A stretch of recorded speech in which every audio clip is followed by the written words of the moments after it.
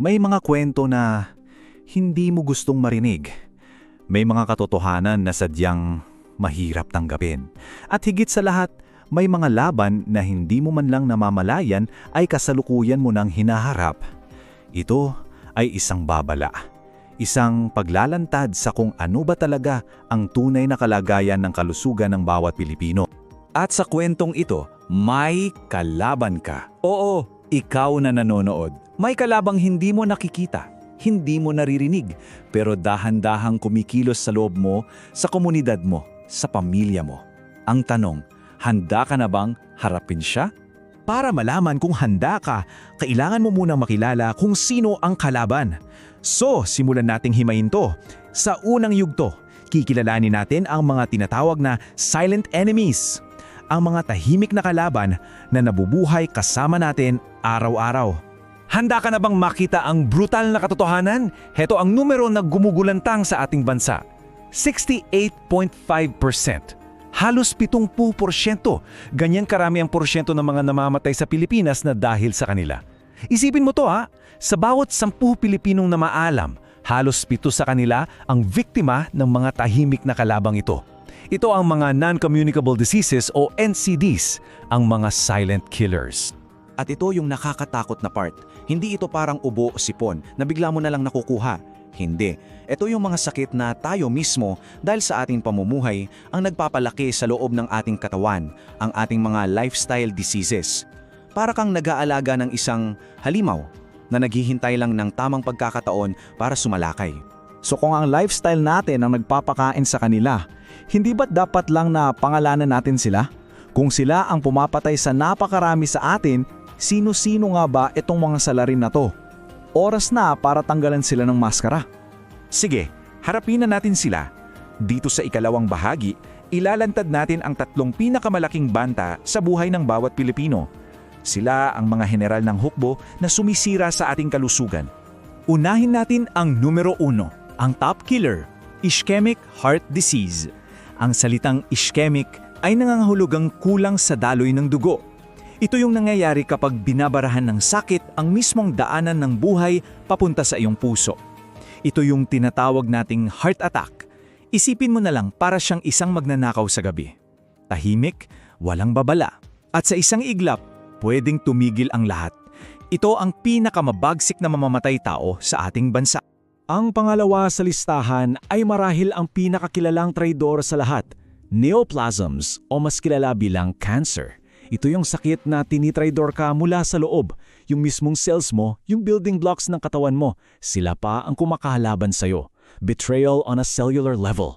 At ang masakit na katotohanan, isa ang Pilipinas sa may pinakamataas na rate ng premature deaths dahil sa cancer sa buong ASEAN region. Isang traidor na napakahami ng binawian ng buwan. At ang pangatlo, ang cerebrovascular diseases. Ang cerebro ay para sa utak. Vascular para sa mga ugat.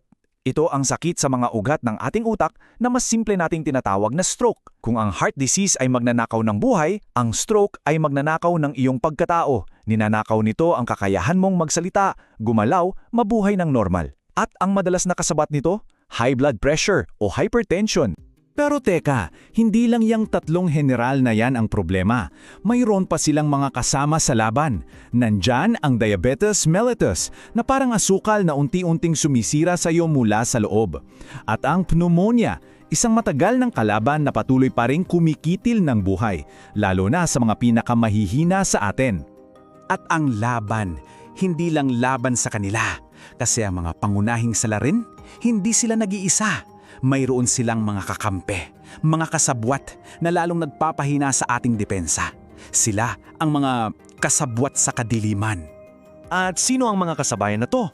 Heto sila, ang tuberculosis o TB, isang lumang kaaway na may halos 1 milyong aktibong kaso pa rin sa bansa. 1 million. Ang HIV/AIDS, kung saan hawak natin ang isa sa pinakamabilis na paglago ng epidemya sa buong mundo. Ang dengue, ang panapanahong salot na laging nagbabanta, at ang pinakamasakit sa lahat, ang childhood malnutrition na ninanakaw ang kinabukasan ng ating mga anak bago pa man sila magsimula. At may isa pa, marahil ang pinakatahimik at pinakamapanakit sa lahat, ang lumalalang krisis sa ating mental health, depression anxiety, mga laban na nilalabanan ng mag-isa sa dilim na pinalalala pa ng kakulangan sa serbisyong handang tumulong.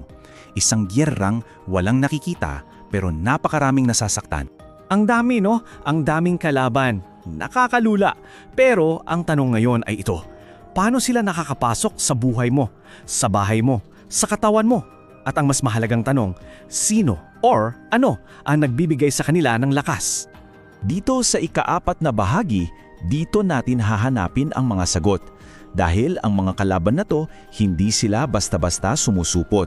Mayroon tayong mga ginagawa na para na rin natin silang inimbita papasok sa ating buhay. Paano natin sila iniimbitahan? Heto ang isa sa mga pangunahing susi na binibigay natin sa kanila. Hypertension, high blood pressure. Halos 34% o isa sa bawat 3 Pilipino na nasa edad 30 hanggang 79 ay mayroon ito. Ito yung pressure na dahan-dahang sumisira sa ugat mo. Ito yung susing nagbubukas ng pinto para makapasok ang heart disease at stroke. Pangalawang imbitasyon, paninigarilyo. Mahigit 20% o isa sa bawat 5 Pinoy na edad 15 pataas ay naninigarilyo. Isipin mo, bawat isang stick na sinisindihan mo ay parang isang formal na invitation letter para sa cancer, sakit sa puso at iba pang sakit para pumasok at tumira sa katawan mo. At may isa pang anino na patuloy na lumalaki at bumabalot sa ating bansa, ang obesity. Hindi lang nito tinatakpan ang kalusugan ng halos 9% ng ating mga matatanda, kundi pati na rin ang kinabukasan ng halos 6% ng ating mga kabataan. Habang lumalaki ang aninong ito, lalong lumalakas ang ating mga kalaban. At minsan, ang imbitasyon ay hindi lang galing sa ating mga kamay. Minsan, ito ay nasa hangin na ating nilalanghap sa tubig na ating iniinom. Maging ang ating kalikasan, nagiging kasabwat na rin sa giyerang ito laban sa ating sariling kalusugan. Okay, deep breath. Kilalanan natin ang mga kalaban. Alam na natin ang kanilang mga kasabat at alam na natin ang mga bagay na nagpapalakas sa kanila.